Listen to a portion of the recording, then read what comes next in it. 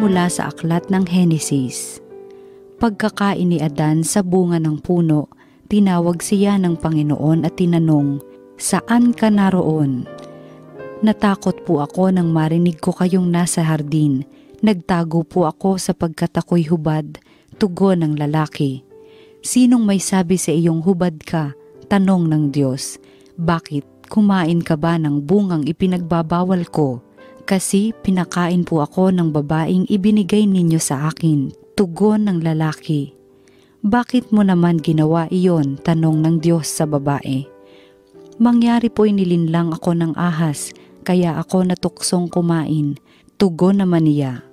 At sinabi ng Panginoon sa ahas, "Sa iyong ginawa'y may parusang dapat na tanging ikaw lang yaong magdaranas. Ikaw ay gagapang ang hatol kong gawad at alikabok ang pagkaing dapat. Kayo ng babae laging mag-aaway, binhimo't binhi niya'y laging maglalaban. Ito ang dudurog ng ulo mong iyan at ang sakong niya'y ikaw ang tutuklaw." Eva ang itinawag ni Adan sa kanyang asawa sapagkat ito ang ina ng sangkatauhan. Ang salita ng Diyos. Umawit sa Diyos ng awa, ang gawain niya'y dakila. Umawit ng bagong awit at sa poon ay ialay, pagkat yaong ginawa niya ay kahangahangang tunay. Sa sariling lakas niya at taglay na kabanalan, walang hirap na natamo yaong hangad na tagumpay. Umawit sa Diyos ng awa, ang gawain niya'y dakila. Ang tagumpay niyang ito'y siya na rin ang naghayag, sa harap ng mga bansay na hayag ang pagliligtas. Ang pangako sa Israel, lubos niyang tinupad. Umawit sa Diyos ng awa, ang gawain niya'y dakila. Tapat siya sa kanila at ang pag-ibig ay wagas. Ang tagumpay ng ating Diyos kahit saan ay namalas, magkaingay na may galak, yaong lahat sa daigdig. Ang poon ay buong galak na purihin sa pag-awit. Umawit sa Diyos ng awa, ang gawain niya'y dakila. Pagbasa mula sa sulat ni Apostol San Pablo sa mga taga-Efeso. Magpasalamat tayo sa Diyos at Ama ng ating Panginoong Hesukristo. Pinagkalooban niya tayo ng lahat ng pagpapalang espiritual dahil sa ating pakikipag-isa kay Kristo. At sa ating ngang pakikipag-isang ito, hinirang na niya tayo bago pa nilikha ang sanlibutan upang maging banal at walang kapintasan sa harapan niya.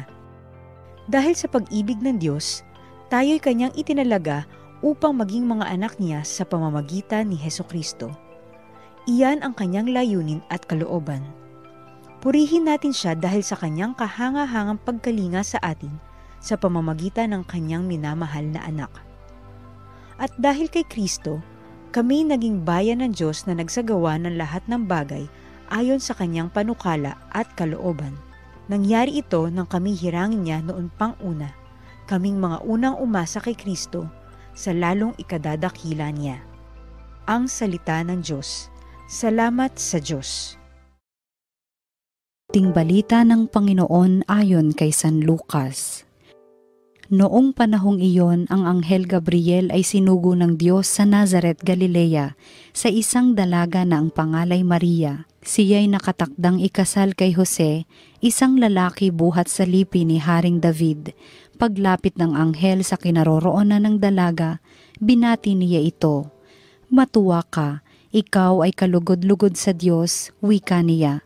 "Sumasa iyo ang Panginoon." Nagulumihanan si Maria sa gayong pangungusap at inisip niyang mabuti kung ano ang kahulugan niyon. Kaya't sinabi sa kanya ng anghel, "Huwag kang matakot, Maria, sapagkat kinalulugdan ka ng Diyos. Makinig ka, ikaw ay maglilihi at manganganak ng isang lalaki at siya'y tatawagin mong Jesus. Magiging dakila siya at tatawaging anak ng kataas-taasan. Ibibigay sa kanya ng Panginoong Diyos ang trono ng kanyang amang si David. Maghahari siya sa angkan ni Jacob magpakailanman, at ang kanyang paghahari ay walang hanggan." "Paanong mangyayari ito, gayong ako'y dalaga?" tanong ni Maria. Sumagot ang anghel, Bababa sa iyo ang Espiritu Santo at lililiman ka ng kapangyarihan ng kataas-taasan. Kaya't banal ang ipanganganak mo at tatawaging anak ng Diyos. Natatandaan mo ang iyong kamag-anak na si Elizabeth. Alam ng lahat na siya'y baog, ngunit naglihi siya sa kabila ng kanyang katandaan. At ngayoy ika-6 na buwan na ng kanyang pagdadalang tao, sapagkat walang hindi mapangyayari ang Diyos. Sumagot si Maria, "Ako'y alipin ng Panginoon, mangyari sa akin ang iyong sinabi," at nilisan siya ng anghel. Ang mabuting balita ng Panginoon. Pinupuri ka namin, Panginoong Hesukristo. Mga kapanalig, narinig po natin ang mabuting balita para sa kapistahang ito, December 8, Lunes ng Disyembre, ang dakilang kapistahan ng Immaculada Concepcion o ang paglilihi sa ating mahal na Birheng Maria. Kaya happy feast day po sa ating lahat. Kayo po na nakikinig ngayon, nawa po ay makasimba tayo, makadalaw tayo sa ating mga parokya at magsimba dahil ngayon po ay araw ng obligasyon. Huwag po nating kalimutan ngayong malaking kapistahan. Bakit nga po ba ang December 8, ang Immaculate Conception, ay malaking kapistahan? Well, para sa atin po dito sa Pilipinas, dahil po ang Immaculada Concepcion ang principal patron o patroness of the Philippines, lalo na dito sa Manila, kaya po ang ating katedral ay Immaculate Conception. So, para sa ating mga Pilipino ay napakahalagang ipagdiwang natin ang ating pagiging Marian devotees, ang ating pagmamahal sa mahal na Birheng Maria. Dahil ito nga pong kapistahan na ito ay ang paglilihi sa ating mahal na Birheng Maria. Huwag po natin i-confuse yun, mga kapatid, dahil yung ebanghelyong ating narinig ay yung Annunciation of the Angel Gabriel to Mother Mary. Yun po yung conception o paglilihi sa ating Panginoong Hesukristo. Ngunit ang December 8 ay ang paglilihi sa ating mahal na Birheng Maria. Kaya nga, kung bibilangin mo yung pagdadalang tao sa ating mahal na Birheng Maria ng kanyang inang si Ana ay 9 months. Kaya nga, September 8 naman ang kanyang kapanganakan. So, clear na po yun na ang ating pinagdiriwang ay paglilihi sa ating mahal na Birheng Maria. At ito din po ay mahalaga sa atin sapagkat dito po unang sumilay o nasilayan natin ang liwanag ng pagliligtas ng Panginoon. This is, yung kickstart ng salvation of the world. At dito yung plano ng Panginoon na ipinangako niya sa lumang tipan ay ngayon napapasimulan na.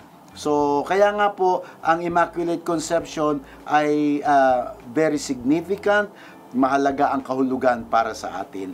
At dito po, naaalala ko yung lumang kanta na, marahil yung mga senior ang makaka-relate dito, no? Yung love story. Alam niyo po yung famous awit noon, "Where do I begin to tell the story of a love?"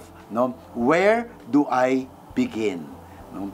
Kaya't ang kwento ng kapanganakan ng ating Panginoon na ipagdiriwang ng Pasko ay talagang para nagsimula hindi nga sa conception ng ating Panginoon, kung hindi yung paghahanda para doon, conception of Mother Mary.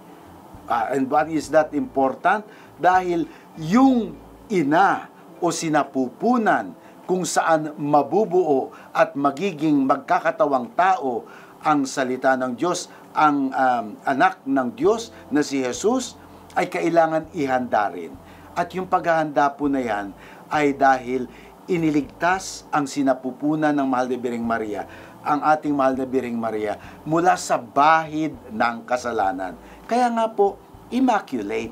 Immaculate dahil kalinis-linisan na kung saan walang bahid ng kasalanan ang ating mahal na Birheng Maria.